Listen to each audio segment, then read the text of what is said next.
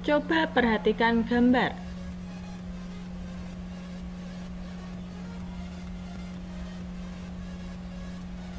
Ada gambar apa saja? Iya, ada minuman bersoda, ada hamburger, ada pizza, ada ayam kres, ada wortel, ada apel, ada tomat, ada pisang, ada sayur kubis, ada sawi, dan ada susu. Kelompok makanan mana yang sehat dan baik untuk tubuh kita? Coba yang mana? Iya, betul sekali. Kelompok makanan yang sehat dan baik untuk tubuh yakni susu, jeruk, wortel, apel, tomat, kol, pisang, dan sawi. Nah, kita akan belajar melalui sebuah percakapan. Dayu berkata, "Semalam aku melihat iklan tentang obat sakit perut baru untuk anak-anak di televisi loh." Udin menjawab, "Wah, sudah ada iklan baru lagi. Sepertinya itu produk baru ya?" Kemudian Dayu menjawab, "Betul, iklan itu menarik karena iklannya dibuat seperti film." Lani, "Ternyata media iklan itu bermacam-macam ya. Kalau kamu suka iklan di media cetak seperti di koran dan majalah atau media elektronik?" Udin menjawab, "Kalau aku lebih suka media elektronik karena gambarnya dapat bergerak dan ada suaranya, jadi lebih seru." Lani kemudian menjawab, "Kalau aku suka kedua-duanya. Sekalipun iklan di media elektronik memang terdengar lebih seru, tetapi iklan di media cetak juga banyak yang bagus. Gambar-gambar yang dipergunakan memiliki warna yang cerah dan kalimat iklannya juga bagus-bagus."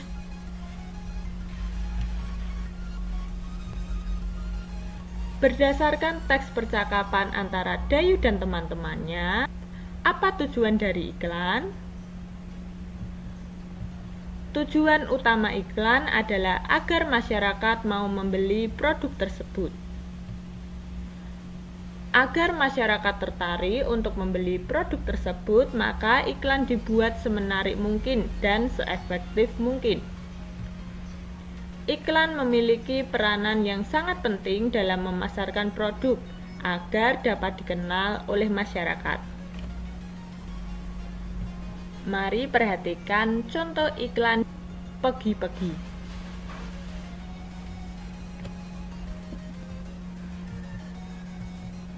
Iklan dari Pegi-Pegi merupakan salah satu e-commerce pembelian tiket pesawat, kereta api, dan hotel online di Indonesia.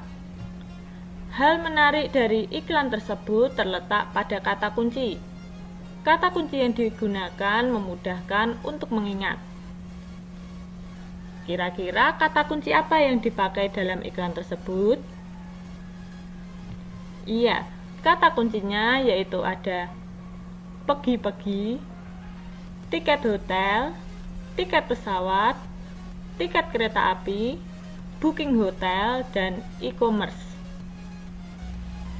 Contoh iklan yang kedua yaitu iklan Sprite. Iklan minuman merek Sprite berdurasi 10 detik cukup menarik. Iklan Sprite mengajak penonton untuk membeli produk minuman bersoda Sprite yang memiliki slogan "Nyatanya nyegerin". Untuk menyegarkan kembali tubuh yang lemas, lelah atau capek, slogan "Nyatanya nyegerin" menjadi daya tarik tersendiri bagi penonton karena mudah diingat.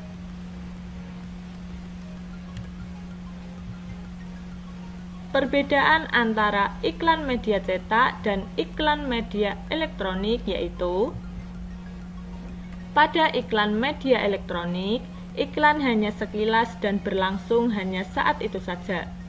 Sedangkan pada iklan media cetak bisa dibaca atau dilihat kapan saja. Kemudian, iklan media elektronik menggunakan indera penglihatan dan pendengaran. Sedangkan iklan media cetak hanya ditangkap melalui indera penglihatan. Perbedaan yang ketiga, iklan media elektronik menggunakan suara dan gambar bergerak, sedangkan iklan media cetak menggunakan gambar diam dan tidak bersuara. Perbedaan yang keempat, pada iklan media elektronik, liputan bersifat informatif dengan narasi yang cukup, sedangkan pada iklan media cetak, penggunaan kalimat terbatas, hanya beberapa baris saja. Dan perbedaan yang terakhir yaitu iklan media elektronik bersifat langsung dan nyata serta dapat menyajikan kejadian sebenarnya. Sedangkan pada iklan media cetak hanya menyajikan gambar dan tulisan saja.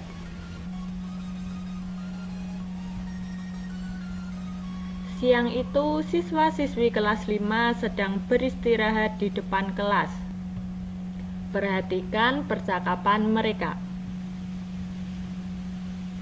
Lani berkata, "Aduh, perutku sakit." Dayu menjawab, "Wah, kenapa, Lan?" Lani kemudian berkata, "Sepertinya mahku kambuh." Dayu, "Kemarin mahku juga kambuh, Lan. Dokterku memberikan obat mah seperti yang ada di iklan televisi. Bahkan ada obat mah yang memiliki aneka rasa. Mungkin kamu pernah meminumnya." Lani kemudian menjawab kembali, "Oh iya, aku jadi teringat. Ternyata aku memiliki obat mah yang kamu maksud di dalam tasku, Yu. Terima kasih atas perhatiannya ya." "Lalu, apa kata doktermu waktu itu, Dayu? Apa yang menyebabkan mah kita kambuh?"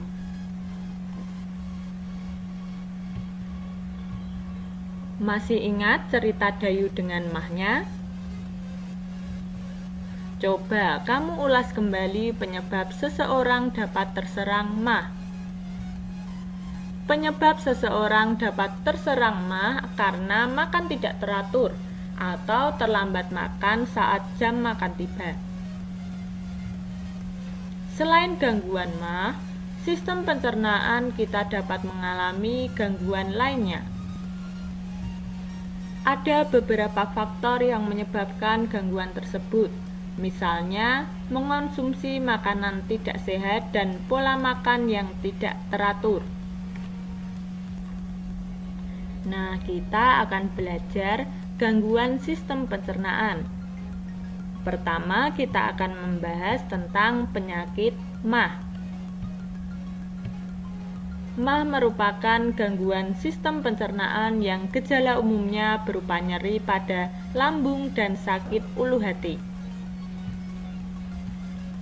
Penyebab penyakit mah yaitu meningkatnya kadar asam lambung yang dipicu oleh pikiran tegang dan makan tidak teratur. Gejalanya, rasa perih pada dinding lambung, mual, muntah, dan perut kembung. Cara mengatasi mah yaitu makan teratur, istirahat cukup, dan hindari stres. Selain penyakit mah, ada gangguan sistem pencernaan lainnya yaitu diare. Diare merupakan buang air besar dengan tinja encer atau berair dengan frekuensi lebih sering dari biasanya. Penyebab diare yaitu iritasi pada selaput dinding usus besar atau kolon.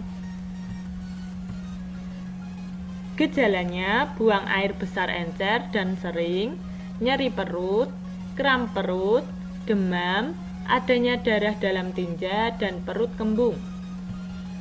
Cara mengatasinya yaitu minum air yang sudah matang, menjaga kebersihan diri dan lingkungan, mencuci tangan dengan sabun, dan tidak jajan sembarangan.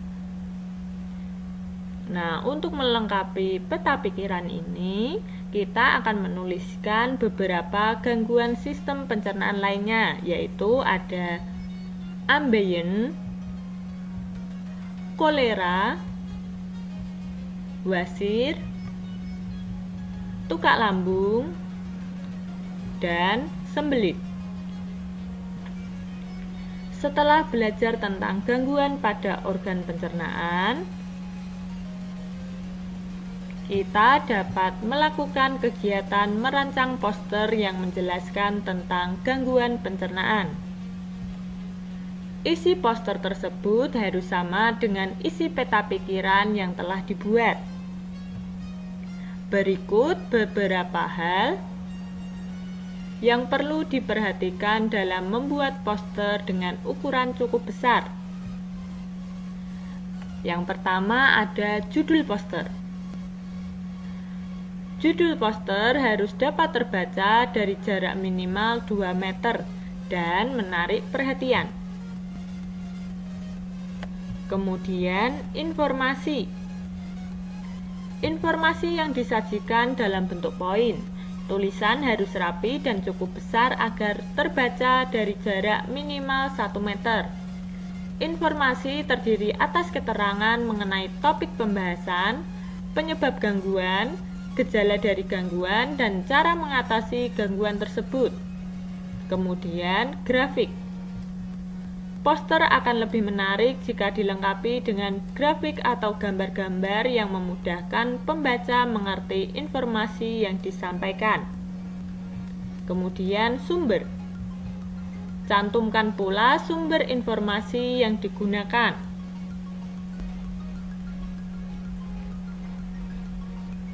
Sebagai contoh, ada poster tentang diare. Apa itu diare? Diare adalah buang air besar dengan tinja encer atau berair dengan frekuensi lebih sering dari biasanya atau normalnya. Kemudian dalam poster ini ada bagaimana tanda-tanda diare. Tanda dan gejala yang biasanya menyertai penyakit diare antara lain buang air besar encer dan sering kram perut, nyeri perut, demam, adanya darah dalam tinja, dan perut kembung. Cegahlah diare dengan, yang pertama ada minum air yang sudah matang, menjaga kebersihan diri dan lingkungan, mencuci tangan dengan menggunakan sabun, dan tidak mengonsumsi makanan atau jajanan sembarangan. Pada poster diare ini ada gambar dan ada tulisan cegah diare. Berdasarkan contoh poster di samping, diketahui bahwa diare ditandai oleh buang air besar dengan tinja encer atau berair dengan frekuensi lebih sering dari biasanya atau normalnya. Oleh karena itu, orang yang mengalami diare akan lebih sering ke toilet untuk buang air besar dengan volume tinja yang lebih banyak dari biasanya. Diare dapat menjadi gejala penyakit yang lebih serius seperti disentri dan kolera. Gejala yang biasanya ditemukan adalah buang air besar terus-menerus disertai rasa mulas yang berkepanjangan, dehidrasi, mual, dan muntah. Untuk mengatasi penyakit diare, dapat digunakan cara pemberian cairan dan elektrolit seperti larutan garam yang akan sangat membantu memulihkan keadaan tubuh yang kekurangan cairan dan elektrolit. Minum cairan oralit merupakan cara pengobatan yang paling efektif terhadap gejala diare. Apabila cairan oralit tidak tersedia, maka kamu dapat membuatnya sendiri. Berikut cara membuat cairan oralit. Kita persiapkan terlebih dahulu bahan-bahan yang dibutuhkan. Yang pertama ada setengah sendok teh garam. Yang kedua, 6 sendok teh gula pasir. Yang ketiga, 1 liter air hangat. Dan pisang secukupnya untuk menambah kalium dan rasa. Cara pembuatannya yaitu larutkan gula dan garam dalam air hangat. Kemudian Pisang dapat dilumatkan secukupnya atau dicampur dan dimakan begitu saja. Demikian pembelajaran pada video kali ini, semoga bermanfaat ya, dan sampai jumpa di pembelajaran berikutnya. Bye-bye.